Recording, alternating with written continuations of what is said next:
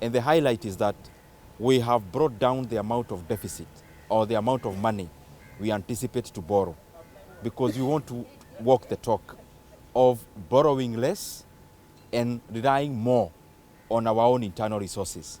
And that is why we had to cut off the budget by over 2 or actually close to 300 billion, so that we make a budget that we will actually be able to fund using the resources that we are sure that we are going to attain.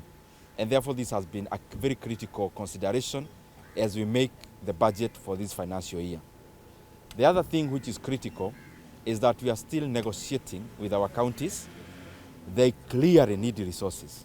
To be honest, because I've met our governors and I have also met even the COG, we must be deliberate, as the president is showing us, in supporting our counties. There are so many roles our counties are undertaking which will definitely require more funding. For example, the recent increments in terms of the levies, that is taking a direct expenditure line from the various counties, and therefore it will be critical that we also do our bit in terms of supporting them. The Chair of Budget, National Assembly, has clearly put it. And for me, on behalf of the governors, as the Chair of Finance, Council of Governors, I was just requesting the National Assembly to really consider the amount which it's being proposed to go to counties so that it is actually realistic.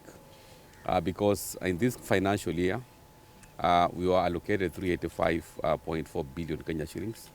In the next financial year, the proposed allocation is 391 billion Kenya shillings, basically a 5.5 increase in terms of amounts. But the itemized activities that we need to deal with, number one, for us to fully implement the doctor's CBA, we require 5.8 billion shillings. We are now taking on board the medical equipment services, which we require almost 20 billion shillings for procurement and servicing. The increased levies we require around 4.2 billion. So what we're trying to tell the National Assembly is let us be realistic to counties.